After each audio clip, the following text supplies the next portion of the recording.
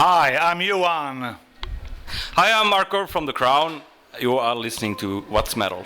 It's been quite some time, right? Since 1998, actually, since we last spoke, I believe, right, for the show.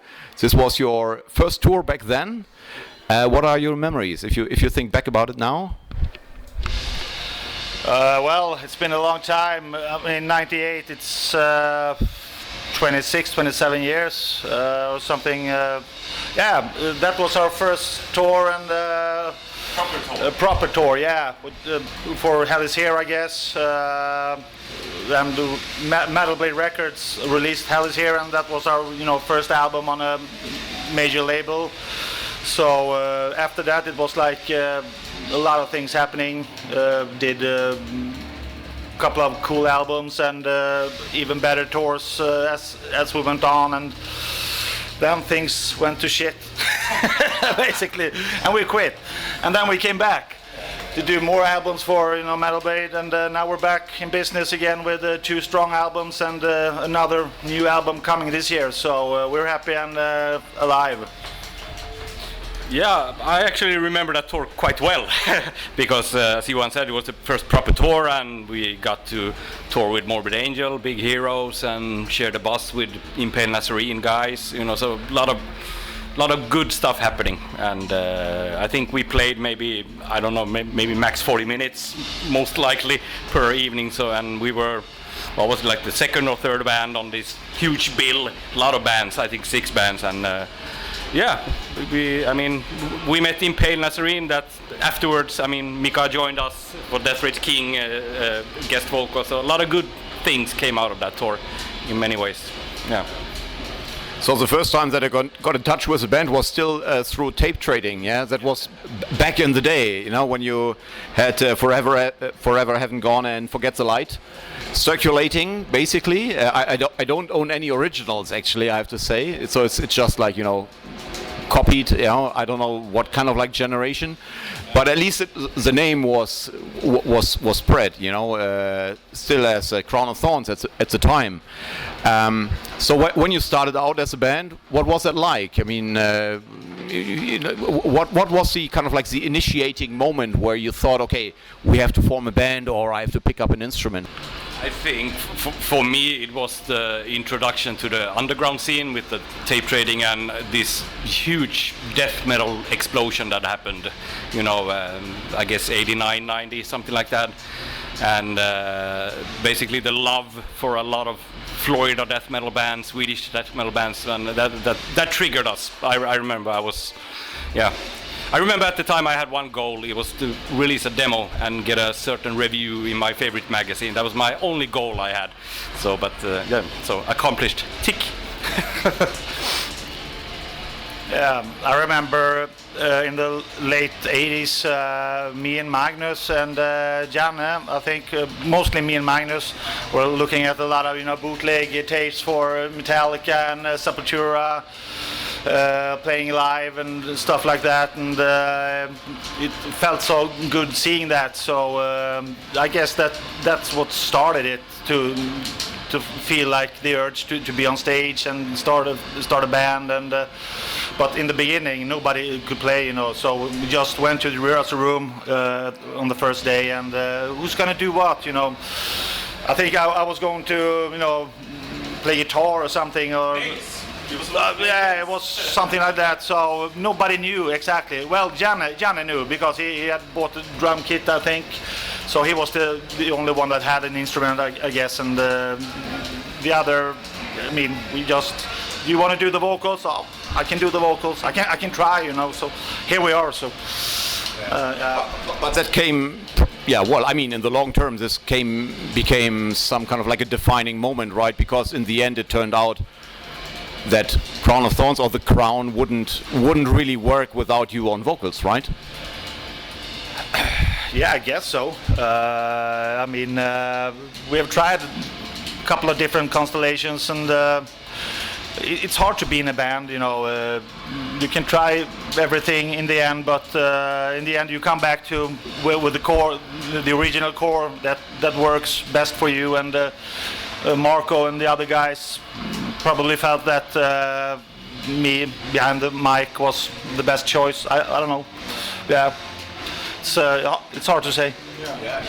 I think it's difficult to top when you started out in a certain lineup, for example. And I mean, vocals of course are super important, and we had a go with Thomas Lindberg and Jonas, but it's I guess the original crush is kind of strong. It reminds you of the good old days, maybe. So the best constellation. Yeah, actually, initially I thought, okay, we might do this interview just going sequentially through the records and see what you think of it now. But because Crowned in Terror and Crowned Unholy are kind of like fucking Possessed 13 from both sides in a way, right? So I actually wouldn't know how to do it. Yeah. So in a way, I don't know, that recording is kind of like embracing the other album in a certain way. Yeah. So if you think back of that time, it was probably maybe like a critical time in the history of the band, or. Yeah, it was. I mean, what we always tried is, if there is a necessary change, we just try to figure what is the next possible sort of solution to this. And at the time, it was Thomas Lindberg. Did a good job on Crown in Terror. I mean, later on, Johan came back, and you may or may not like to sort of redo albums, but we redid Crown in Terror with Johan and vocals. I remember I felt really strong at that point that when I look back at our albums, I want one singer, to be on every album. So that was like the first trigger point to redo, or at least the vocals for Crown in Terror that became Crown Unholy. So, and now it's quite funny. I remember doing interviews after we did an album with Jonas, and Johan came back. Oh, you're gonna redo Doomsday King again? And I was like, no. Now is enough. But at that time, it made sense, and it's cool. I mean, it's kind of well-liked album, and it's fun in one way that you have like two separate people. Oh, I prefer the Thomas album. I prefer the Johan album. So, but yeah, that's how it is. So, yeah. What's your take on that? Well, in the beginning it was like a cool thing to do when I rejoined, but later on I felt like it was very unnecessary, because I really respect Thomas and what they did with Crown in Terror. I think it's a brilliant album, so you shouldn't mess with that. So now when I look back at it, it was a mistake, but you can't do anything about it anyway, so just embrace it.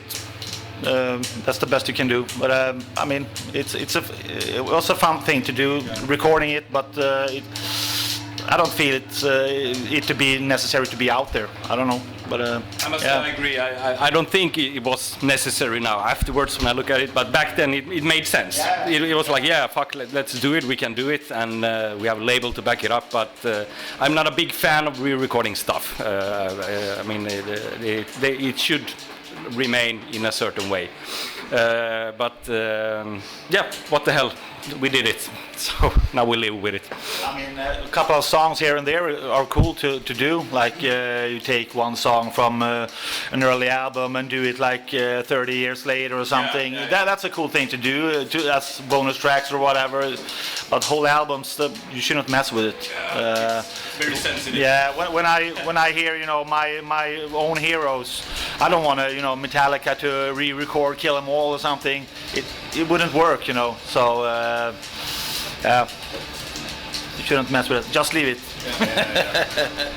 Just dialing back to the early days, maybe when you started out with the demos, and maybe then also the first album, how accepted was death metal at the time in Sweden? Was it kind of like an accepted thing to do, or how did your parents react to it, and your environment? I think we came in when it became quite, well, I'm not sure if popular is the word, but it was very common, death metal with the, Entombed released Left Hand Path was in 90, I think, 1990, and a big boom happened, and also in Gothenburg with all those bands, and we came in with our first demo like 2 years after that.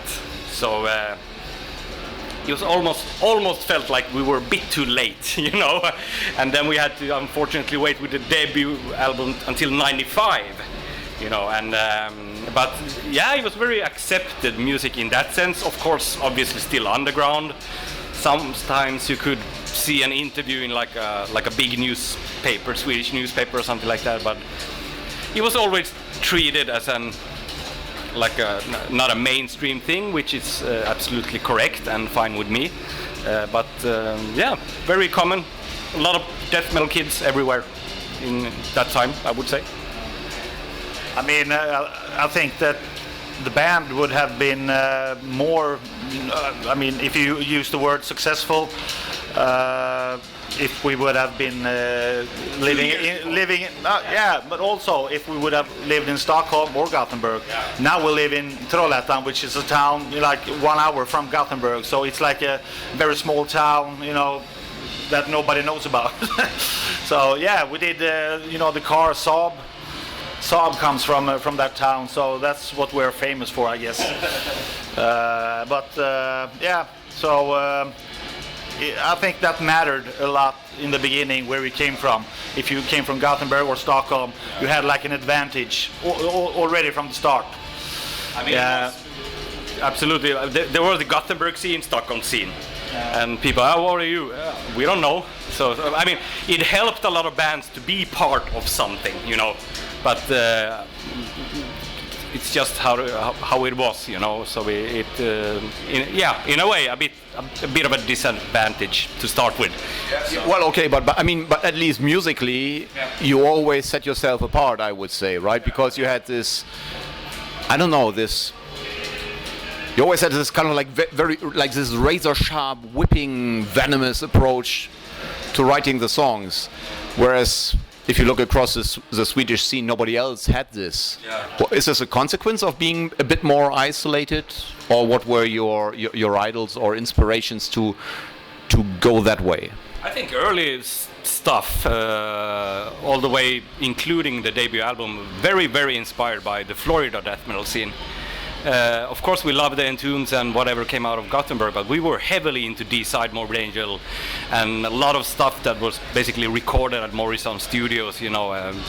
Nobody else in Sweden did that. No, not in that sense. I mean, Entombed has their sort of roots in the Autopsy sound, you know, that, and Gothenburg, a lot of British heavy metal stuff, but we were into fucking D-Side.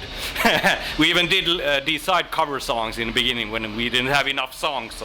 So yeah, I think that, and then later on, I guess I brought in the more melodic stuff, and we sort of found something that, yeah, worked in both brutality and melodic. I agree with him. We did the more extreme stuff that we couldn't see in. I mean, there were extreme bands, of course, in Gothenburg. You had Grotesque and all those in the beginning, but yeah, we were influenced by the Florida scene and Morbid Angel and stuff. So yeah, we were, you know, outside of the other Swedish scene, I guess. So that was a good thing, to not drown in the particular Gothenburg or Stockholm scene, to have your own stuff, you know. So that's a good thing. The road is a bit longer to get some sort of feedback when you're not part of a specific scene, but yeah. Yeah, but like even from the vocal side, I don't. Well, thinking about it, it probably doesn't remind me really of Deicide or anything, right? It's more from the songwriting, maybe the riffing side, but the vocals themselves are, I mean, they're not, let's say, what you put into like a box of classical Swedish death metal vocals, but also not into the box of Florida death metal, right? So it sets yourself apart also on the vocal side, right? Yeah. Yeah, sure. I mean, in the beginning, I really didn't know how to evolve. You know, it just came natural for me. But yeah, it's more screamer style than perhaps Glenn Benton or David Vincent, or yeah. So I did my thing, and it came out a certain way. And I think on Hell Is Here, I came to, you know, peak that kind of Johan sound. and developed it from there. Because if you look at the two first albums, they sound a bit different. It doesn't necessarily sound like me, if you ask me. But on Hell Is Here and from there, it's more like I'm sounding today. It's hard to say, but yeah. I think it sets Johan apart a bit from the others, or that he was always so good with articulating, and I always enjoyed that part. And I guess Davy Vincent became really good with it, like around Blessed Are the Sick, but I think we always paid attention to stuff like that, that you don't necessarily need to read the lyrics. You can actually hear. Yeah. So I think that's really cool. Yeah, which is not necessarily the norm for death metal, right? Yeah, exactly. Yeah. The thing is that I think it sounds more brutal. It sounds more aggressive when you hear the words. If you listen to Tom Araya on Raining Blood, it's extremely brutal vocals, and you can hear everything he says, and it's very aggressive. So that's one of the main goals I have. I want it to sound as aggressive as possible, but even as clean as possible. When I articulate the words. So yeah. Like, I mean, taking that example, he's nearly like spitting out the lyrics, right? It's like death, rather than saying death, exactly. Right? Yeah. So it has this kind of like flow in it, and also the pronunciation, right? Yeah. Also, I really dislike the death metal style when you sing with a closed mouth. It became so. I mean, or even worse, like if you go to the old Chris Barnes stuff, that's really not my kind. I prefer the singer has an open mouth, but it's brutal. You hear the words, a lot of attack. I always enjoy that part with our sound. Yeah. Now, since you said that it has changed a wee bit once you did Hell Is Here, this also coincided with you going to Metal Blade Records, right? And then you've been on Metal Blade Records for quite some time, and nowadays you're also on Metal Blade. But you had a stint in between, I think, on Century Media, right? So it's from the label side, how much would they in some way maybe influence what you're doing in terms of picking producers or recording studios, or does this affect a band in any way? Because those are big labels, in the end they want to sell, right? One would think that it is like that, but I'm sure they might have stronger influence for even some bigger bands, but they never sort of said that you should do like this, or they've always been curious. Oh, so what are you deciding on next album? We say, this is our plan. Good, go with it.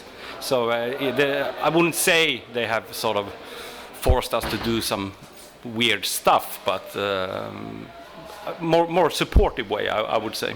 So, I mean, to be honest, because I'm an honest guy, I like to be honest when I speak. It's a fun thing because we had like a dip. We went to Century Media. I wasn't a part of the Jonas album, and then we did Death Is Not Dead, which Marko played drums on. So it was a different approach. We didn't feel the vibe in the band that as much, and he was practicing like hell for 6 months to do the drums. So we weren't feeling like a band at that point. And then we came back to Metal Blade, and they actually asked us if we could send them, demo tapes, because they weren't sure. They were worried about, our sound, future sound. So we sent them 4 songs, I guess, which we had recorded in Fredman's studio for the Cobra Speed Venom sessions, and they were blown away, So yeah, the guys are back, So it's a funny thing. They were worried, but we show them that we are kind of back. They had every right to worry because that was the. I would say that all our Metal Blade albums have been solid. Then we did 2 albums for Century Media, and I feel bad for them because they got 2 very weird albums in many ways. So, but when we came back to Metal Blade, we sort of went back to the good stuff in a sense. So, yeah. But on the other hand, we are, proud of everything we've done, even if those albums are maybe in some ways weaker or something. If you compare to the two latest albums, they're, part of our history. And I'm just as proud as Death Is Not Dead as I am, with the latest album, because it was that period of time, and we had to do it. So that's you cannot look back at things and be sad about them or hate it. It is what it is, You only learn. Yeah. So that's what I can say about it. So, yeah. So I mean, when you start a band at a young age, then at some point, obviously, life interferes to a certain extent, with jobs and family and so on. So when you compare, let's say, the early album days and what you're doing now, to what extent is the approach different now in terms of expectations or goals? I suppose maybe the mentality changes and the approach as well, no? I think that if you look at sort of what we want to achieve on the albums, that has never changed. It's always been about, we need to do the best shit ever. So, but it's everything around that. Of course, there's a huge difference when you are 15 or when you are 45. So a different reality. I guess we had a discussion when we sort of came back that we can't jump on every offer we get, for every show everywhere. We need to. It needs to be balanced, with our lives. Many of us have kids, and have families, and it's a different reality. But the focus on albums has never changed. It's always. That's the sort of. That's what you work hard on. Whatever happens after an album, it's really not up to us. But we can influence the album. If we don't get an amazing opening act tour with Testament, it's not our fault. But we can influence the album to make the best one. That's basically how I see it. Yeah, stuff like when you say stuff that's. Your life, your everyday life, that comes in between the music and stuff like that. It's very hard to maintain a certain level of I don't know what to say, but professionalism or something. And when you're trying to make it as a band, but you have the day jobs and everything, your wife or whatever, kids, or it's very hard. And that's the reason for me leaving the band after the Death Race King tours, because we didn't get paid at all. We were, doing tour after tour after tour, and I couldn't take it. I couldn't get the free time, and it was, pressure from home and everything. So that's a huge thing. But nowadays, as Marko was saying, we approach things differently nowadays. When we are more mature, we don't take every offer, so we can choose, to do the best possible things, and we don't. But we cannot do the 5-week tours anymore. But so it's a hard thing to be in a band. Also, as long as we have, 34 years now, it's amazing that the band is still active. When you think of it, 100 members have gone and come. It's very hard. People should know that it's not easy to be in a band, especially when you have been around for 30 years. It's not many death metal bands that have the 4 regional people playing. It's extremely hard. But the lineup we have now is feeling very strong. We're happy about it, and hopefully we can go on a couple of more years before retirement. I think as long as we can maintain that balance, I don't see any issues. But it needs to be balanced with all other stuff. It's great that you have a good lineup. Yeah, the rest of the guys are sitting here and warming up and listen very closely to what you guys are saying, right? So final question. The show is called What's Metal? What do you think is metal, actually? So is there a description that you have for this, or definition, or what comes to your mind? What is metal? Lulu with Metallica? No. What is metal? For me, it's actually I'm not listening that much to new music at all. I'm a more of an old guy, listening to old stuff. What was the question? Everybody's laughing. Everybody's laughing. Yeah, I don't know. I missed the joke, but Marko, tell him. I would say it is what it should be, going a bit against the grain and do something new and something radical, or whatever the word is, but radical. It should be pushing the boundaries and not people pleasing. It should push it forward, and obviously, I think looking back at metal bands from the past when I was younger, I mean I found them to be quite rebellious and unique and kind of gutsy to do their stuff, being the first bands doing certain stuff. So I wouldn't say that metal is a popularity contest in my eyes. It's more of an attitude to push it forward. Yep. all right. So then we're coming to the end. Is there anything else that you want to add? Anything that our listeners should know? Well, I think during after the summer, in the fall, some interesting news will come up. With hopefully some show plans and new album coming and stuff like that. So yeah, gonna keep it a bit under the lid for a while when everything is decided. But yeah, new stuff will happen this year. We are excited. Yeah, we're looking forward to this. Okay.